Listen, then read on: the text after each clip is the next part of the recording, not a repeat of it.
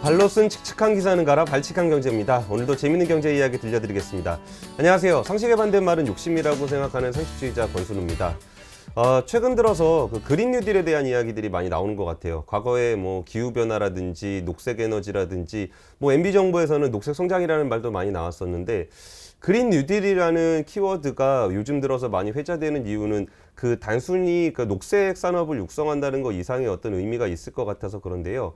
그래서 여의도에서 제일 그 그린 뉴딜에 대한 최고의 전문가를 모셨습니다. 유진투자증권의 한병화 의원님 모셨습니다. 안녕하세요. 네, 안녕하세요. 안녕하세요.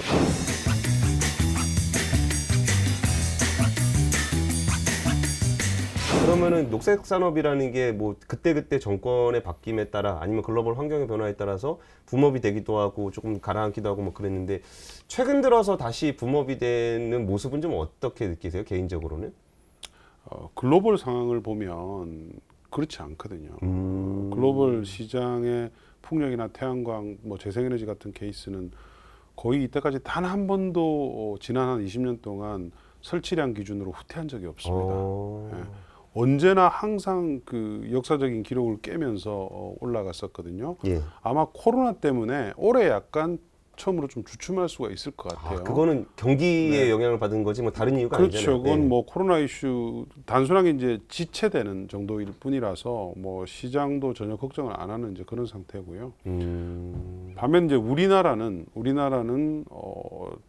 늦어졌죠. 그러니까 2008년도에 미국도 그렇고 중국도 그렇고 EU도 그렇고 대규모 투자를 할 때 우리는 정책 겉으로는 한다고 했다가 그 당시에 한 것은 이제 원전, 그렇죠. 그다음에 4대강 정도밖에 없었기 때문에 해외에서도 이제 그런 지적들을 많이 하거든요. 그러니까 골든 타임을 놓친 거예요. 남들 뛸 때 같이 십몇 년 뛰었어야 전에 되는데. 이제 했으면 우리가 지금 훨씬 더 좋은 양질의 고용인을 그린 산업에 많이 가지고 있었겠죠. 예, 그러면 뭐 지금 우리가 고용 위기라고 하는 이런 부분들도 많이 상쇄가 됐을 건데요. 이제 조금 이제 정신을 차리고 하기 시작하는 단계로 들어간다. 이제 그렇게 보시면 되는데 이것 가지고도 지금 국내에서 뭐 속도 조절에 대한 얘기도 많고 여러 가지 얘기가 있잖아요. 예. 근데 이제 제가 확실하게 결론부터 먼저 말씀드리면 예. 너무 많이 늦어져 있어요. 10년 이상 늦어져 있고 지금은 단순하게 이게 어떤 에너지 이슈에 그치는 게 아니고 그러니까 모든 산업 전반적으로 저탄소 체제로 이행을 하는 그런 이제 아주 활발한 국면에 들어갔거든요. 그래서 전 산업에 다 영향을 미치는 그런 스토리가 되었습니다. 근데 이게 너무 해외하고 갭이 벌어져 있기 때문에 이 갭을 좁히지 못하면 산업 전체의 경쟁력이 악화가 되면서 소위 말하는 그린 스완이라는 개념이 국내에 이제 출몰할 가능성이 매우 높아져 있는 거죠. 이게 아까 그 녹색 성장을 해야 된다, 좀 더 이렇게 지속 가능성을 확보해야 된다, 뭐 지구를 살려야 된다 이런 얘기는 사실 모든 사람이 공감을 할 수 있는 얘기잖아요. 근데 아까 전에 말씀하셨던 것처럼 속도 조절이 나온다라는 거는 뭔가 가야 되는 방향에 대해서 약간 좀 시각들이 좀 다를 수 있을 것 같은데 최근 나오고 있는 그린 뉴딜이라는 그 단어가 좀 어떤 식으로 좀 이해를 하면 좋을까요? 제가 이해하는 한도 한에서는 그린 뉴딜이라고 들고 나오면 그거는 이제 당연히 산업과 일자리에 관련된 이슈가 이제 중심이 된다는 뜻입니다. 예. 그래서 그린 산업을 육성해서 우리나라 전체의 이런 산업 전체를 좀 고용도 활성화시키고 성장률도 올리자. 이게 이제 정부가 주요 정책으로 들고 나오게 된 것 같고요. 예. 처음에는 사실은 디지털 뉴딜만 있었죠. 맞아요. 처음에 정부 사실 발표에. 처음에 그 뉴딜 얘기했을 때 뭐 디지털 SOC라든지 디지털 뉴딜 얘기만 있었고 그린 뉴딜은 사실 없다가 그 대통령께서 한마디 하시고서 그 다음에 갑자기 3차 추경안 편성이 됐을 때 갑자기 예산의 한 절반 정도를 그린 뉴딜에 한다 그래가지고 약간 좀 급조한 느낌도 좀 느껴지고 그린 뉴딜에 대해서 그래서 좀 여쭤보고 싶었던 거예요. 이제 그린 뉴딜이라는 단어를 단순하게 쓰고 있는 것 같지 않다는 느낌? 좀 실제로 지금 정부 정책 하시는데도 많이 인볼브 하신 걸로 알고 있는데 이 그린 뉴딜이라는 단어가 우리에게 화두로 점점 올라오게 된 과정 설명을 좀 부탁드리게요. 기재부가 이제 추경안을 아무래도 이제 그 집행을 하다 보니까 기재부 입장에서는 이제 예산을 중요시하게 되고 디지털 뉴딜은 사실은 집행의 중심이 이제 기업들이잖아요. 기업들이기 때문에 정부로서는 사실은 이 판만 짜주면 되지 큰 부담은 많지는 않습니다. 그럼에도 불구하고 그린 뉴딜이 들어갈 수 있었던 것은 고용의 이슈죠. 고용. 디지털 뉴딜은 아무래도 고용 유발하는 개수가 작습니다. 그렇죠. 뭐 당연히 비대면하게 되고 뭐 여러 가지를 하게 되면 오히려 고용을 깎아먹는 부분도 있거든요. 맞아요. 근데 이제 이 그린 뉴딜 같은 케이스는 이미 선진국에서도 고용 유발 효과가 굉장히 크다는 것이 검증이 된 그런 이제 산업이기 때문에 이게 이제 막판에 어쨌든 뭐 대통령 지시로 들어간 거고요. 대통령께서도 이제 에너지 전환에 대해서는 워낙 뭐 강력한 의지가 계시니까 그렇기 때문에 이제 그런 것들이 앞으로 어쨌든 지금 3차 추경은 사실은 올 하반기에 집행하는 거잖아요. 그렇죠. 거기에는 사실은 얼마가 들어가 있질 않았어요. 근데 앞으로 이제 중장기 계획들이 이제 계속 나옵니다. 그 안에는 아마 굉장히 큰 규모의 예산안을 편성을 하는 것들은 나오게 될 것으로 뭐 그렇게 보고 있습니다. 그러면 방향성은 좀 어떻게 돼요? 그러니까 방향성을 알기가 좀 어려웠던 게 그 그린 뉴딜 3차 추경안에 들어간 거 보니까 제 느낌에는 사실 뭐 기존에 쓰던 예산들이 이렇게 배정된 데가 있는데 이거를 약간 녹색을 좀 연결시킨 것 같은 느낌? 예를 들면 상하수도 뭐 관을 바꾼다거나 이런 것들은 뭐 국가적인 필요도 있었고 내수 부양의 측면도 있었고 물론 환경적인 요인도 있죠. 이제 바꾸면은 좋아진다는 거. 그래서 뭐 보면은 이거 역시 기재부 공무원들이 머리가 좋구나. 이거를 이제 타이틀을 잘 바꿔줬구나 하는 느낌은 좀 있었는데 어쨌든 방향성은 가고 있는 거니까 그 방향성적인 측면에서는 좀 그 앞으로 대한민국에서 정책적으로 만들어질 때 그 방향성은 좀 어느 쪽으로 좀 가고 있는 거예요? 뭐 제가 정책을 만드는 사람이 아니라서 옆에서 이제 저희 같은 사람들이 이제 조언을 해줄 수 있는 입장인데요. 뭐 제가 정책 위반자라면 화두는 아무래도 뉴딜이니까 산업의 육성에 둬야 되겠죠. 그러니까 뭐 재생에너지 설치도 당연히 설치가 많아야 되고 뭐 하지만 제일 정책의 우선순위는 산업을 어떻게 육성을 해서 고용을 얼마나 창출을 하고 성장을 얼마나 이제 올릴 수 있느냐 그런 방향으로 그게 제일 먼저 우선순위로 설정이 돼야 된다고 보여지고요. 뭐 그렇게 하기 위해서 이제 어떤 정책들이 작동해야 되는가는 그 다음 이제 순위로 들어가겠죠. 그래서 뭐 대표적인 정책을 보면 산업마다 다 다르겠지만 재생에너지 같은 케이스는 산업이 활성화되려면 일단 설치량이 많이 늘어나야 되잖아요. 태양광은 국내 설치량은 사실은 어느 정도 올라와 있습니다. 뭐 국내 한 3기가 올해는 한 4기가 정도 설치가 되니까 요 정도가 계속 유지가 되어주면 성장세가 유지가 된다면? 그러니까 요 정도 설치량 연간 한 3에서 한 5기가 사이에 설치가 꾸준하게 일어나주면 정부의 목표를 충분히 달성할 수 있습니다. 대신 이제 이 정도 수준으로는 국내의 업체들이 충분히 어떤 지금 현재의 그 자기들의 생산 능력 이런 걸 감안했을 때 충분하지는 않죠. 따라서 이제 태양광 업체들은 해외에다가 대규모 사업을 할 수 있게끔 정부가 좀 도와주는 정책이 필요할 것 같아요. 그러니까 대표적으로 예를 들면 최근에 이제 인도네시아 석탄 발전 뭐 투자 이슈가 좀 많이 문제가 됐었는데 한전이 투자한 거예요. 왜 개도국에다 석탄 발전을 수출해야죠? 그거는 안 맞잖아요. 우리의 그린 정책과. 그렇죠. 오히려 거기에 드는 돈이나 노력을 대규모 태양광 단지를 갖다가 설치할 수 있게끔 정부가 추진을 하고 사업자들이 같이 들어가서 국내 태양광 패널을 가서 깔고 가는 그런 정책들을 충분히 할 수가 있는 거거든요. 그런 쪽으로 좀 뭐 해주면 좋을 것 같고요. 풍력은 다만 이제 국내 설치량이 너무 작아요. 맞아요. 국내 연간 100에서 200메가밖에 설치가 안 될 정도로 너무 시장이 미약하기 때문에 이것은 단기간에 설치량을 늘릴 수 있는 방향으로 정책을 좀 짤 수가 있다. 대표적으로 예를 들면 계획 입지 같은 거를 도입을 하면 되겠죠. 그러니까 계획 입지는 정부가 대규모 입지를 정해주는 거예요. 이 지역에서는 풍력을 좀 대규모로 설치를 할 수 있게끔 뭐 태양광도 포함이 되겠지만 그게 이제 계속 입법화가 안 됐었거든요. 야당이 반대를 해서 근데 이제는 뭐 거여가 됐기 때문에 충분히 법적으로 서포트가 가능할 것 같고요. 근데 왜 필요한지를 조금 더 자세히 설명해 주시면 계획 입지가 필요한 이유는 이렇습니다. 지금 현재 국내에 이제 많은 분들이 원전도 그렇고 석탄도 그렇고 재생에너지보다 훨씬 싼데 예. 왜 재생에너지 해야 되냐 이런 비난들이 많이 있잖아요. 맞아요. 예. 그렇게 싼 가장 큰 근본적인 이유가 입지를 사실은 정부가 개입을 해서 전원개발 촉진법 이런 것들에 따라서 대규모 입지를 갖다가 정부가 미리 확보해 주기 때문이에요. 네. 수백만 평의 입지를 확보해 주면 지금 풍력 태양광의 단가가 국내에서도 엄청나게 떨어지겠죠. 근데 지금 국내는 대부분 사업자들이 자기들이 인허가도 하고 다 입지도 그 동의를 받아서 하는 상태, 그 상황에서 들어가는 자금들이 너무 많습니다. 그 지역 민원 해결하고 그렇죠. 이러는데요. 네. 그래서 정부가 그런 걸 해결해 주면 석탄이나 원전과 비교했을 때 충분히 동일한 선상에서 비교가 가능한 거예요. 근데 지금 상황에서 정부가 이쪽은 다 해주고 이쪽은 안 해주는데 비교를 한다는 건 말이 안 되잖아요. 그래서 그렇게 해주면 아마 국내에서도 재생에너지 단가가 제조 단가가 굉장히 많이 떨어질 거예요. 근데 아직도 고정관념이 있으신 분들이 많이 있을 것 같긴 해서 좀 설명을 좀 부탁드리고 싶은데, 석탄이나 원전에 비해서 재생에너지는 비싸다. 뭐 비쌈에도 불구하고 우리가 이제 지금 뭐 지구 뭐 기후 변화를 막기 위해서 좀 더 많은 비용을 지불하는 거다라고 생각하시는 분들이 많을 것 같은데, 이 가격의 패리티는 좀 어떻게 변해오고 있나요?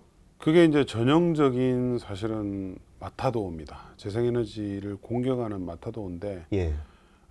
그거를 이제 문제는 주요 언론들이 이제 같이 사용을 하고 있기 때문에 지금 그렇게 인식하시는 분들이 굉장히 많이 계세요. 근데 이제 뭐 해외 사례를 보면 예. 이미 석탄이나 원전, 천연가스 대비해서 훨씬 더 쌉니다. 이미 가격 더 싸다고요? 이미 더 쌉니다. 싸고 미국도 그렇고 유럽도 그렇고 뭐 중동, 뭐 인도, 중국 할 것 없이 전 세계가 지금 재생에너지 단가가 더 싼, 그러니까 전통적인 에너지보다 더 싼 가격으로 지금 이제 책정이 되어 있는 상태고요. 예. 이 갭은 계속 벌어질 수밖에 없어요. 왜 그러냐면 이제 기술 발전이 있기 때문이에요. 태양광을 예를 들면 패널에서 나오는 전력을 생산하는 걸 우리 효율이라 그러잖아요. 예. 그 효율이 기술 발전으로 계속 꾸준하게 올라갑니다. 조금씩 올라가. 예전에 한 4, 5년 전만 하더라도 패널을 설치하게 되면 효율이 뭐 15, 16 이랬었는데 요즘은 20% 넘는 모듈들도 굉장히 많이 나오고 20 있거든요. 넘어갔나요? 한 18, 19 정도까지 올라온 건 봤었는데. 그럼요. 예. 풍력은 커지죠. 그렇죠. 터빈이 네, 커지죠. 터바인 사이즈가 커지면서 지금 해상풍력 같은 케이스는 지금 14메가, 16메가짜리 터바인이 나오고 있거든요. 그러니까 이제 단위당 생산할 수 있는 전력이 훨씬 더 많아지면서 발전 단가가 떨어지고 있어요. 그래서 그리드 페레트가 이미 온 지가 한 3, 4년 됐습니다. 그래요? 네.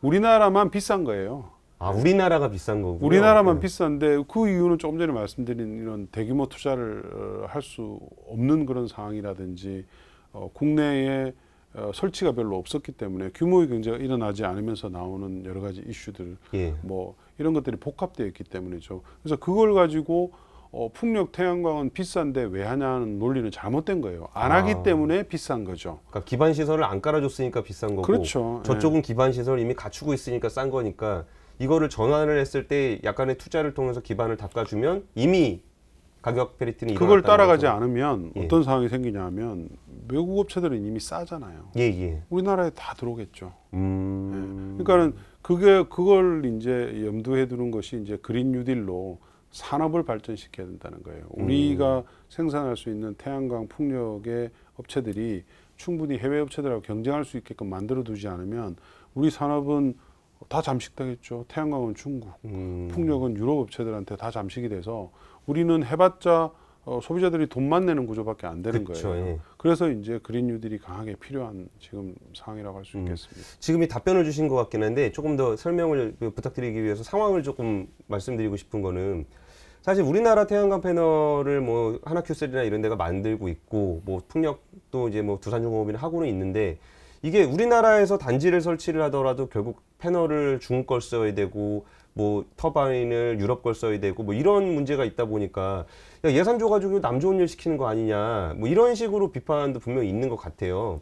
이런 부분들이 아까 말씀하셨던 것처럼 확장을 한다고 해도 우리는 그냥 뭐 진짜 돈만 내는 거 아니냐라는 비판이 뭐 그렇게 그 낯설게 느껴지진 않거든요. 좀 이해는 할 수 있다는 느낌을 받는데 네. 그런 부분들은 좀 어떻게 보세요? 그거는 정책으로 풀 수밖에 없을 것 같고요. 완전히 다 국산으로 가져간다거나 완전히 다 외산으로 가져간다는 정책은 존재할 수가 없습니다. 예. 그래서 적당하게 이제 섞어야 되는데 대표적으로 예를 들면 풍력 같은 케이스를 예를 들 수가 있겠죠. 우리하고 동일한 조건 하에서 지금 하는 국가가 대만이 있습니다. 대만, 예. 대만은 원전을 전체를 다 없애고 해상 풍력을 이제 까는 쪽으로 방향을 잡았죠.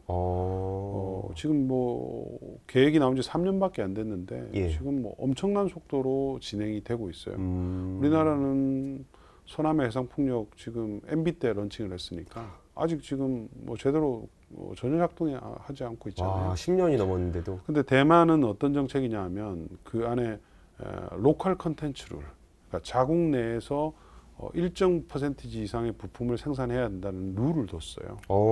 예, 그 룰을 두면서 이제 해외 업체들 유치를 했죠. 왜냐하면 자국 안에는 아무런 기술이 없기 때문에. 그래서 그 글로벌리 유명한 터빈 메이커들이 거기 다 들어가 있습니다. 베스타스, 쥐멘스. 여기다 팔고 싶으면은 여기서 생산하는 부품을 만들어야 그렇죠. 되는데 여기에 자국 생산할 게 내에다가 없으니까 자기들이 기술을 갖고 들어와서 여기를 산업을 만들어 주는 거네요. 조인트 벤처를 만들어서 하게 돼 있죠. 그래서 단기간에 지금 대만은 아마 아시아 지역의 해상 풍력의 제조 허브로 성장을 하는 지금 그런 상태가 되어 있고요. 우리도 충분히 그런 쪽을 도입을 할 수가 있습니다. 왜냐하면 우리의 기술은 아직 유럽의 업체들에서 많이 떨어지기 때문에 예. JV를 설립한다든가 아니면 일정 로컬 컨텐츠를 갖다가 도입을 하게 되면 충분히 가능한 거죠. 근데 그렇게 하기 위해서는 충분한 수요를 확보를 해줘야 돼요. 수요. 대만이 지금 뭐 한 15기가 정도의 수요는 확보를 해준다고 하고 거기에 맞춰서 지금 입찰을 이미 하고 있거든요. 예. 우리도 거기에 따지면 사실은 못지는 않아요. 3020만 하더라도 2030년까지 우리가 설치돼야 될 해상 풍력이 13기가 이상 되기 때문에 예. 충분히 물량은 있죠. 근데 문제는 이제 그걸 못 믿는다는 거죠. 해외 업체들이 과연 저게 진짜로 실현 가능할 것이냐. 그러니까 그런 것들을 정부가 빨리 이제 해결해 주게 되면 국내에 당연히 산업이 발전을 하게 되겠죠. 태양광도 마찬가지입니다. 태양광도 지금 현재 그냥 풀어놔놓으면 대부분 중국 모듈들이 다 휩쓸게 되겠죠. 예. 근데 이제 그거를 갖다가 정부가 지금 어느 정도 차단을 하기 위해서 뭐 그 제조 과정에 탄소 배출을 하는 비중을 갖다가 명시를 하게 한다든가, 그다음에 리사이클 관련된 어떤 부분들을 갖다가 반드시 어떤 국내 로케이션을 만들게 한다든가 이런 다양한 정책들을 도입하게 되면 충분히 어느 정도 방어를 하면서 국내 산업을 육성시킬 수 있는 정책들을 만들 수가 있죠. 근데 어쨌든 가장 큰 요는 수요입니다. 수요. 국내 수요를 갖다가 충분히 업체들이 향유할 수 있게끔 하는 물량을 갖다가 확보를 해야지 그 산업이 정책이 굴러가지. 예. 그렇지 않고 뭐 그냥 단순하게 뭐 보호만 한다, 규제만 한다 이런 정책은 소용이 없죠. 근데 이 개념이 조금 헷갈려요. 그러니까 수요라는 게 우리가 생각했을 때 그 일반인들은 대부분 수요자잖아요. 공급자가 있고. 근데 이게 태양광 설비를 공급하는 사람들은 알겠어요. 이게 설비를 만들고 뭐 이런 사람인데 수요를 만들어야 된다라는 게 구체적으로 어떤 의미인지 잘 와닿질 않거든요.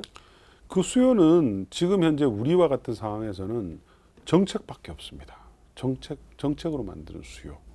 왜냐하면 우리는 지금 비싸잖아요. 태양광 풍력이. 가만히 놔두면 아무도 안 써요. 예. 안 쓰는데 그걸 쓰게 하려면 예를 들면 RPS라는 제도가 있죠. 500메가와트 이상의 발전 설비를 운용하는 업체들이 지켜야 되는 재생에너지 의무 사용 비율이 있습니다. 그러니까 에너지를 만드는 애들이 그렇죠. 의무적으로 일정 부분 재생에너지를 만들어야 한다. 네, 써야 한다는 비율인데 그런 비율을 지금 계속 올리는 거죠. 그러면 자연스럽게 수요가 확보가 되잖아요. 수요가 우리가 아니고 그렇죠. 발전을 하는 사람들이 그렇죠. 수요자가 되는 거네요. 예. 미국이나 유럽은 민영화가 돼 있어요. 전력이 민영화가 돼 있기 때문에 싼 발전원에 대한 수요가 자연스럽게 올라가게 돼 있습니다. 그렇기 때문에 자연스럽게 재생에너지가 깔리게 되는 거예요. 근데 우리는 이제 그게 안 돼 있잖아요. 그렇죠. 한전이 다 하고 있잖아요. 한전이 독점하는 구조기 때문에 이런 하에서는 정책으로 수요를 만들 수밖에 없죠. 그런 의미에서 수요군요. 네. 정책적으로 그 재생에너지를 사용해 우리나라에서는 가만히 냅두면 아무도 안 쓰니까 그렇죠. 반드시 쓸 수밖에 없는 걸 정책적으로 유도를 하게 된다. 네. 알겠습니다. 그리고 이게 지금 태양광 풍력 얘기를 했을 때 사실 그 일반적으로 좀 다가오는 거는 태양광 패널 저기 뭐 집에다도 깔고 뭐 요런 거 그 풍력 단지께 올라가고 요까지는 이제 알겠는데 그린 뉴딜의 산업군이라는 게 아까 처음에 설명해 주셨던 게 전 산업에 걸쳐서의 어떤 전환을 말씀을 해주셨잖아요. 그러면 이 그린 뉴딜이 다루고 있는 영역들이 또 어떤 분야가 있는지 좀 설명 좀 부탁드릴게요. 지금 현재 정부에서 생각하는 이미 발표했거나 아는 뭐 당연히 풍력, 태양광, 재생에너지, 그 다음에 에너지 효율과 관련된 산업. 효율. 예, 그 에너지 효율과 관련된 산업은 이제 그린 리모델링하고 같이 연결이 되어 있죠. 그린 리모델링. 예. 그건 뭐예요? 그린 리모델링은 쉽게 생각하면 그겁니다. 그러니까 우리가 전국에 예. 그 임대주택만 하더라도 거의 한 19만 호, 20만 호 가까이 있죠. 예. 근데 이게 이제 되게 낡은 아파트들이 되게 많잖아요. 아마 정부의 소유고. 그렇죠. 예, 공공임대주택 그렇죠. 말씀하시는 거죠. 예. 이런 아파트들은 에너지 효율이 되게 안 좋아요. 지은 지 오래됐기 때문에 예. 들어가 있는 여러 가지 전력 설비라든지 뭐 이런 것들, 그 다음에 이게 뭐 창호라든지 이런 것들이 되게 낡아서 예. 이제 에너지를 소비를 많이 하게 되는 구조죠. 이런 것들을 이제 리모델링을 해주는 거죠. 예, 창호도 좀 두껍게 해주고, 그다음에 그 안에 들어가 있는 전력 관련 설비들도 스마트 그리드도 달고, 그다음에 원격 검침 장치 뭐 이런 것들도 달고 하면 태양광 패널도 좀 달고, 이런 것들을 통해서 이제 전체적으로 에너지를 1인당 소유할 수 있는 소비하는 에너지를 줄이는 거죠. 줄이면 뭐 당연히 그러면 부담이 줄어들잖아요. 예. 그린화해야 되는 이런 조금만 깔아도 그린화를 할 수가 있는 거니까 이제 그런 영역. 그다음에 뭐 당연히 수소는 당연히 이제 그린 뉴딜 정책에 이제 들어가는 것이고요. 예, 그래서 큰 영역에서 이제 이게 이제 에너지인데 이런 것들로 인해서 이제 다른 산업 전반적으로도 사실은 제조업 전반으로 이 저탄소 배출 구조를 확장하기 위한 이런 것들도 사실은 그린 뉴딜에 좀 포함이 돼야 된다고 저는 이제 그렇게 보고 있는데 그거는 아마 아직은 초기 단계일 거예요. 그 제조업 전반을 그린화한다는 게 어떤 의미예요? 뭐 그거는 사실은 에너지 효율 부분에다 그걸 넣으면 되는데요. 예. 대표적으로 뭐 이런 것들입니다. 지금 이제 수소가 이제 유럽에서 사용되는 사례를 보면 뭐 우리가 흔히 아는 자동차 뭐 발전 이런 것뿐만 아니고 유럽 같은 케이스는 철강 회사들이 이제 철을 녹일 때 지금은 이제 석탄을 이용을 하잖아요. 콕스나 설탄을 이용하면서 이제 그 안에서 탄소 배출이 굉장히 많이 되거든요. 근데 이걸 이제 수소를 이용하게 되는 거예요. 수소를 이용하게 되면 이제 이산화탄소 배출이 이제 없어지는 거죠. 수소를 철강에다. 그럼요. 그건 이미 파일럿 프로젝트가 유럽에서 시작이 됐어요. 시작이 됐고 앞으로 아마 계속 확대가 될 것이고요. 그런 것 같은 이제 여러 가지 제조를 하면서 탄소 배출을 하는 그런 분야에 탄소 배출을 줄이는 여러 가지 시스템들, 원재료들 이런 것들을 도입을 하는 것들을 정부가 이제 좀 계속 육성할 필요가 있겠다. 그거는 이제 어떤 카테고리에 넣어도 상관없지만 그런 쪽으로 전반적으로 산업 전반에 탄소 배출을 줄이는 쪽으로의 기술 발전을 이룰 수 있도록 그린 뉴딜을 조금 같이 이렇게 육성을 하게 되면 이제 효과가 굉장히 커지는 것이죠. 알겠습니다. 그러면 이게 사실 당위론적인 얘기긴 한데 그 녹색을 해야 된다라는 거는 우리가 많이 들었잖아요. 뭐 지구가 몇 도가 올라가면은 뭐 북극곰이 뭐 쓰러지고 그러면은 야 내가 이게 북극곰의 집까지 내가 신경을 써야 돼. 그러니까 물론 중요한 이슈인 거는 맞는데 사람들의 어떤 체감도를 느끼긴 좀 어려운 것 같아요. 이게 진짜 이게 뭐 해서 뭐 내가 체감할 그냥 뭐 말로는 나는 이런 거에 동의한다, 녹색으로 하는 거에 동의한다 할 수 있지만 그래서 내가 뭔가에 그 피해를 보거나 비용을 더 지불해야 된다. 그럼 또 사람이 또 마음 약해지는 게 사실이잖아요. 그럼 이게 그린 뉴딜을 통해서 재생에너지를 확대하고 에너지 효율을 높이고 제조산업 기반을 바꿔야 되는 그 당위가 꼭 우리가 그 북극곰의 얼음을 걱정하기 때문인가요? 아니면 다른 또 이유가 있을까요? 그걸 제가 이제 2단계로 설명을 드릴게요.